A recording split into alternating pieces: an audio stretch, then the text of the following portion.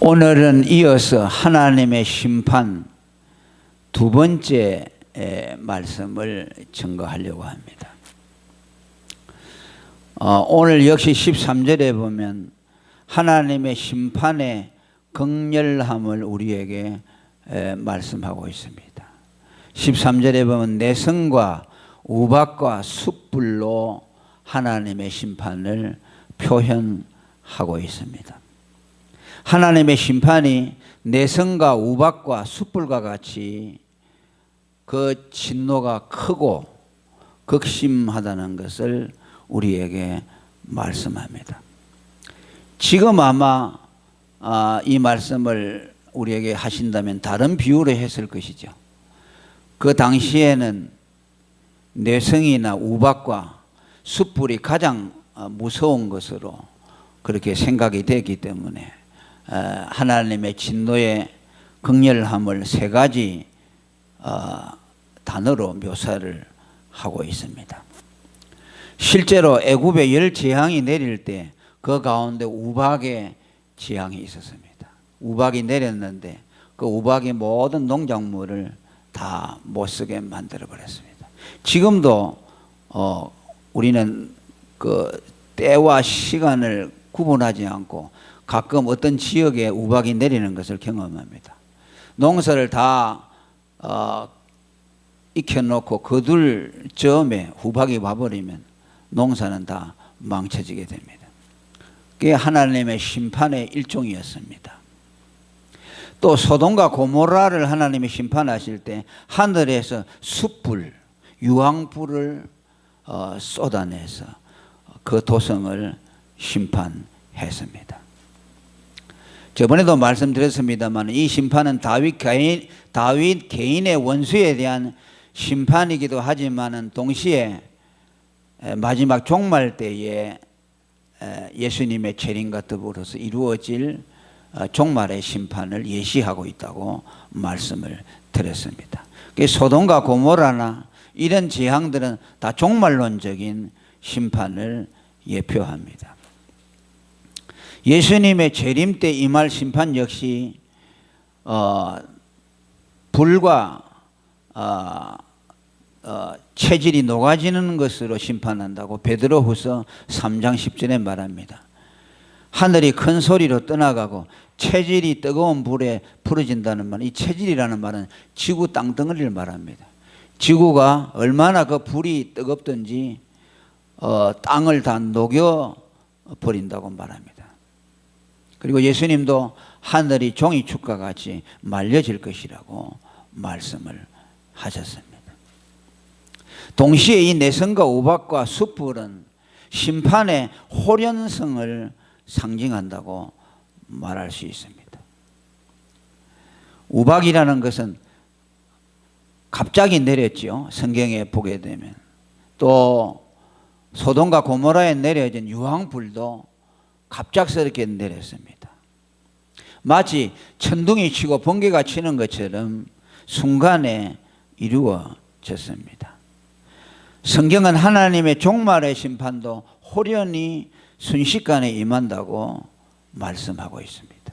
누가복음 21장 34절에도 뜻밖의 그날이 덕과 같이 너희에게 임하리라고 말했습니다. 이날은 온 지구상에 거하는 모든 사람에게 임한다고 말씀합니다.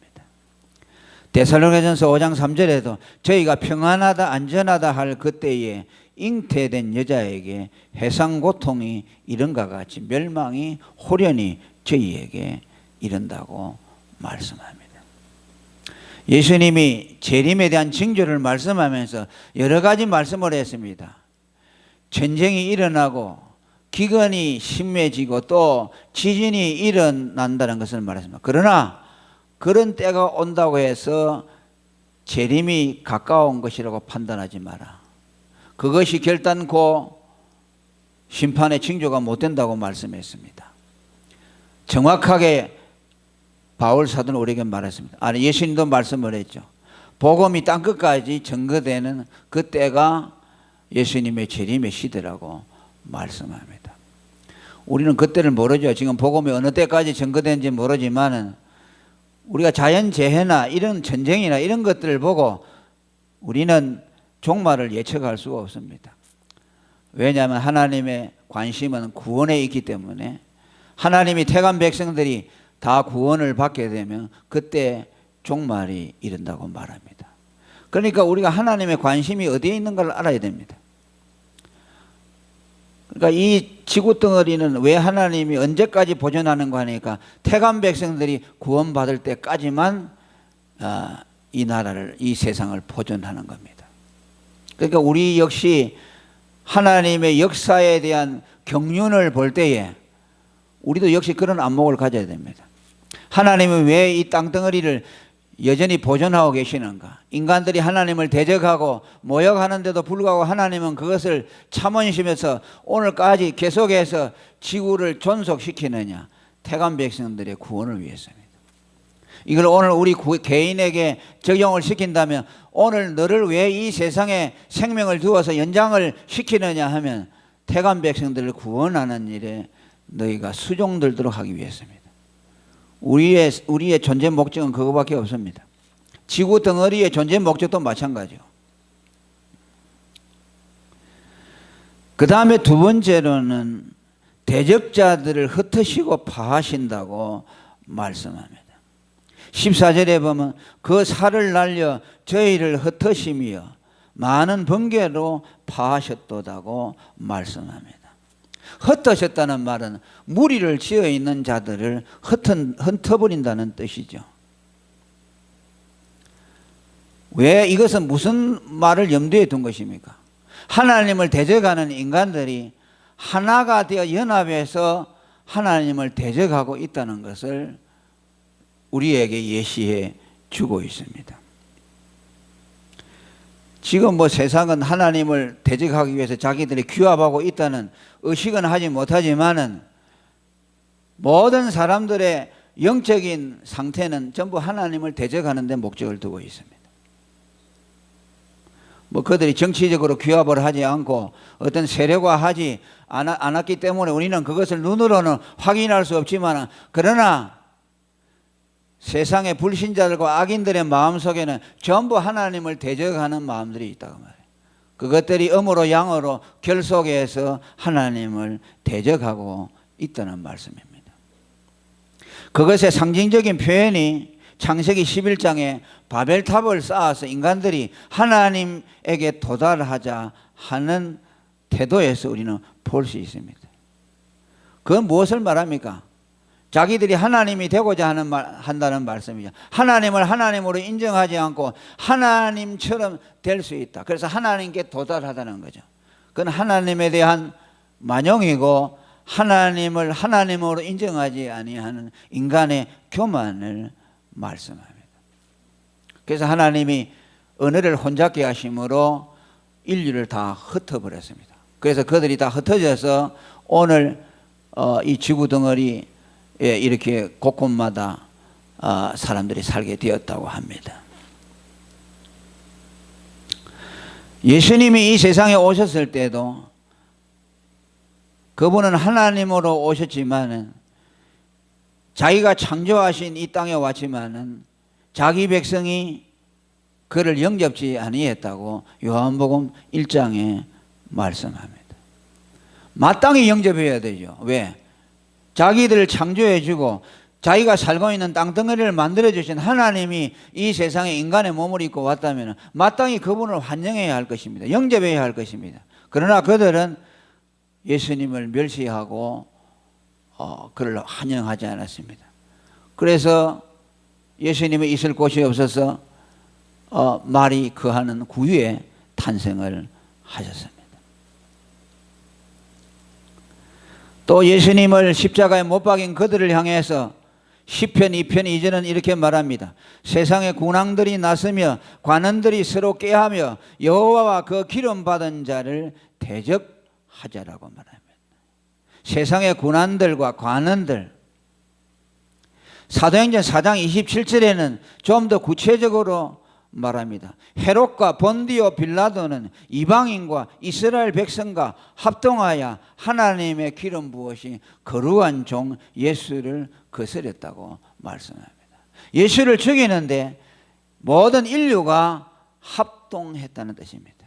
유대인들만이 예수님을 죽인 것이 아니라 이방인들도 거기에 합세했다고 말합니다. 오늘 우리들도 예수님을 죽이는데 앞장섰습니다. 우리가 예수님을 믿기 전에는 우리 역시 예수님을 십자가에 못 박는데 앞장선 사람들이었습니다. 모든 인류는 하나님을 대적하는 위치에 있고 예수님을 십자가에 못 박는 자리에 있었고, 그러나 이제 종말이 되어서 하나님의 심판이 이루어지게 되면 이제 그 모든 세력들을 다 흩어버릴 것이라고 말씀합니다.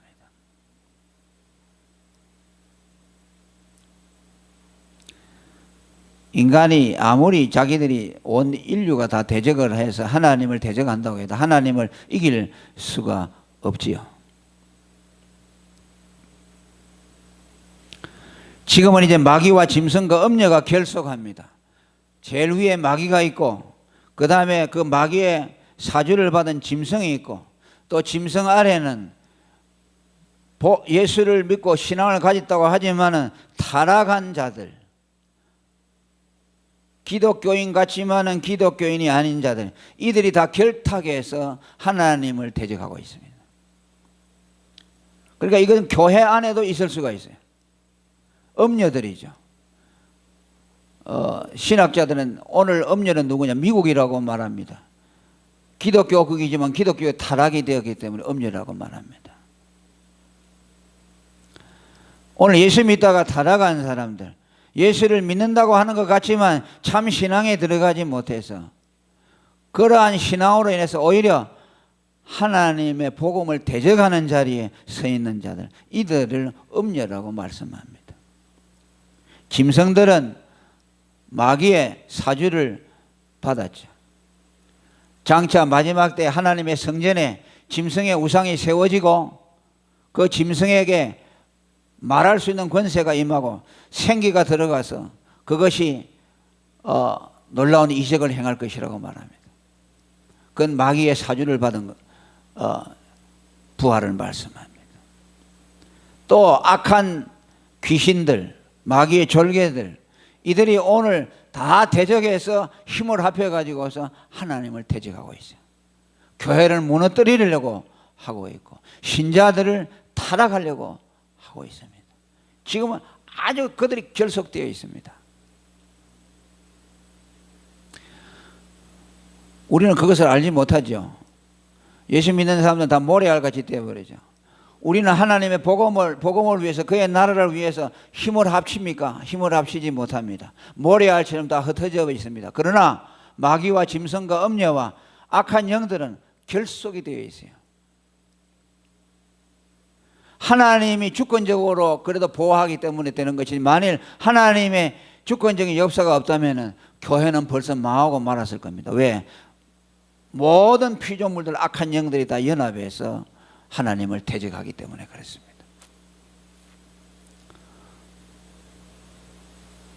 오늘도 교회가 타락이 되는 배후에는 이 영적인 세력들이 규합해서 그렇습니다. 그래서 우리는 정신을 바짝 차려야 될 것이고, 이제 예수님이 오셔서 심판하실 때 심판의 대상이 불신자들과 그들뿐만 아니라 악한 영들, 그들이 다 결속되어 있는 것들이 다 파쇄될 것을 말씀합니다. 하나님의 화살로 저들을 날려가지고 흩어버린다. 스케터드라고 되죠. 그냥 흩어버린다. 모래알처럼 만들어버린다. 그리고 번개로 파쇄되다. 그들을 내어 쫓는다고 말씀합니다. 그때는 마귀가 힘을 잃게 될 것이고 악한 세력이 더 이상 그 힘을 발휘하지 못하게 될 것입니다.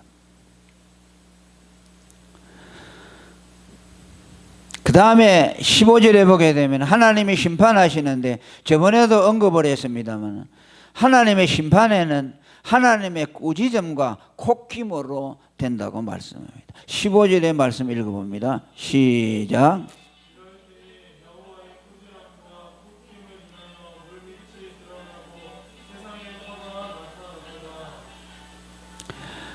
하나님이 심판하실 때에 하나님의 심판의 방법입니다. 어떻게 하느냐? 꾸지람으로 심판한다는 뜻이죠. 또 콧김을 불어서 심판한다. 그러니까 하나님의 심판에는 뭐 대단한 것이 동원되는 것이 아니고 그냥 하나님이 콧김 한번 후 불어버리면 모든 것이 다 절단이 나고, 또 하나님이 말 한마디로 꾸짖어 버리면 모든 것이 다 절단이 난다는 말씀입니다. 실제로 예수님이 이 세상에 오셔서 그가 귀신을 내어 쫓을 때 어떻게 했습니까? 귀신을 꾸짖었어요. 뭐 귀신을 쫓아내기 위해서 뭐 대단하게 뭐 예수님이 특별한 일을 한 것이 아니고 그 사람을 향해서 나오라 악한 영아 하니까 그 나와버렸어요. 예수님의 꾸짖음 한마디에 나와버렸어요. 성경 곳곳에 그런 표현이 되어 있습니다. 마태복음 17장 18절에 예수께서 꾸짖으시니 귀신이 나가고 아이가 그때부터 나으니라. 어린 아이가 귀신이 들었는데 예수님이 꾸짖으니까 나와버렸어요. 또 하나님이 홍해를 마를 때에도 홍해를 꾸짖으시니 말랐다고 말합니다. 이스라엘 백성이 홍해 바다를 건널 때 어떻게 건너느냐? 하나님이 바다를 향해서 꾸짖으니까 그냥 물이 말라버리고 벽을 세워졌어요. 얼마나 간단합니까? 마가복음 4장 39절에도 예수님이 풍랑이는 배 위에 있을 때 제자들이 두려워서 살려달라고 했을 때 예수님은 일어나서 바람을 꾸짖었다고 했어요. 꾸짖으시며 바다들어 이르시되 잠잠하라 고요하라 하시니 바람이 그치고 잔잔해졌다고 말합니다. 꾸짖음이죠. 또 길에 가다가 시장하셔서 무화과 나무에서 열매를 얻으려고 했는데 열매가 없으니까 뭐라 그랬어요? 무화과 나무를 향해서 꾸짖었어요. 그 저주했다는 말로 표현되어 있는데 그 말에 뭐니까 뭐 욕설을 하다 또 아주 책망하다 그런 뜻이 있어요. 그러니까 그만 입으로부터 뿌리까지 다 이게 순식간에 말라버렸다고 말씀을 합니다. 그러니까 여러분 식물이 죽으면은 시간이 걸리잖아요. 뭐 소나무도 베어놔도 한동안은 푸르름이 있잖아요. 그런데 이 무화과 잎은요 예수님이 저주해보니까 즉시로 말라버렸어요. 아주 바삭바삭하게 됐어요. 그 이적이죠. 잎으로부터 뿌리까지 다 말라버렸다. 그게 하나님의 심판이라는 게 이렇게 간단하다는 거죠. 그 다음에 심판 때에 모든 근본이 다 드러날 것을 말씀합니다. 15절 읽어봅니다. 시작.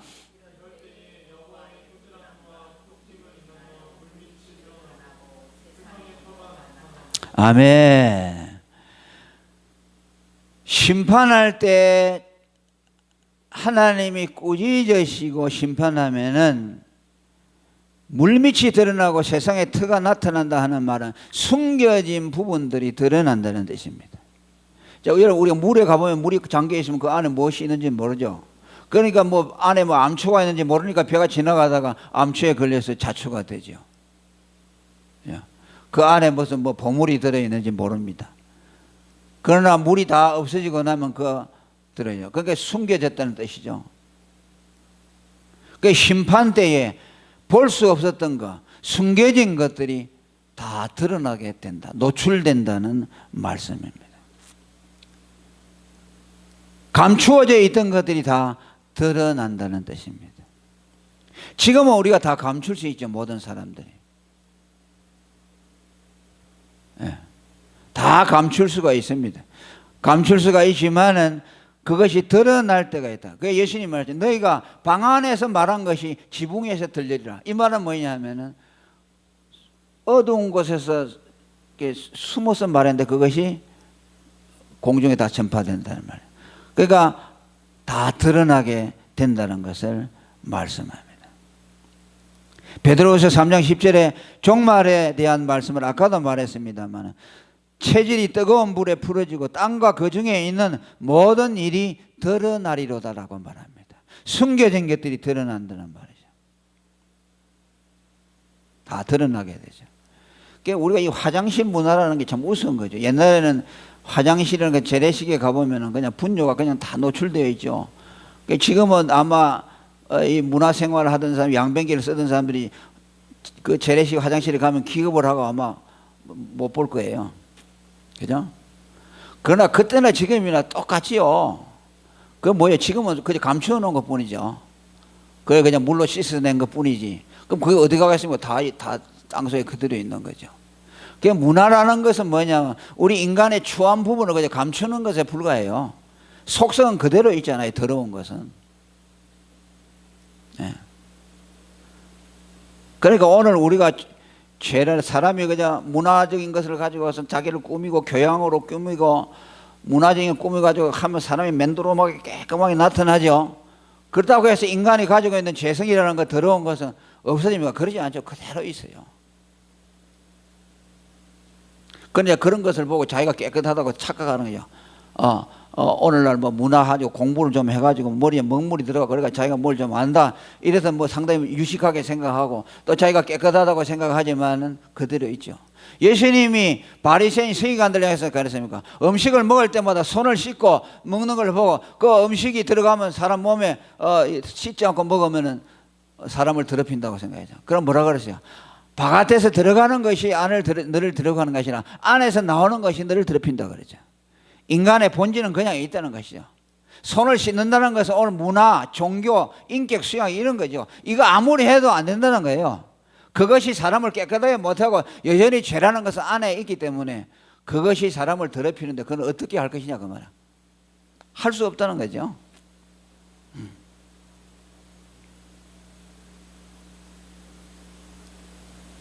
그런데 이 말씀은요 누구에게 해당이 되느냐 하면 불신자들에게 해당되는 말씀이에요. 아멘. 왜냐하면 예수 믿는 사람은 더 이상 드러날 게 없어요. 왜? 예수님의 피로 죄 씻음을 받았기 때문에 예수님 앞에 우리가 나타날 때는 어렵게 나타나요. 할렐루야. 이거 생각하면 얼마나 신나는지 몰라요. 그러잖아요. 예수님의 피로 씻어졌기 때문에 뭐 사람들이 볼 때는 저 사람이 좀 추집해 보이고 또 뭐 좀 약간 죄를 짓고 그랬으니까 뭐 저 사람 뭐 부정하게 보일지 모르지만 하나님은 그렇게 보지 않아요. 우리의 지난죄, 우리의 원죄와 지난죄와 앞으로 지을 죄까지 예수님의 피로 다 씻어 주었어요.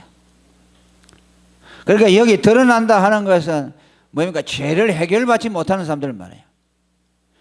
종교와 교양과 어떤 것을 가지고서 문화로 자기를 꾸미고 있는 사람들, 상당히 고상하다고 생각하고 자기 자신들이 어렵다고 생각하고 도덕지혜라고 생각하는 사람들이 그 추한 모습이 죄가 왜 사함을 받지 못해 그냥 있기 때문에 아담의 죄를 그냥 둘러쓰고 있고 평생 지은 자범죄를 그냥 둘러쓰고 있기 때문에 그것이 지금은 눈에 안 보이니까 그렇지만 하나님 앞에는 거의 다 드러나게 된다는 말씀이에요. 죄를 해결하지 못하니까 그냥 가지고 있는 거예요. 그것이 드러난다는 거죠.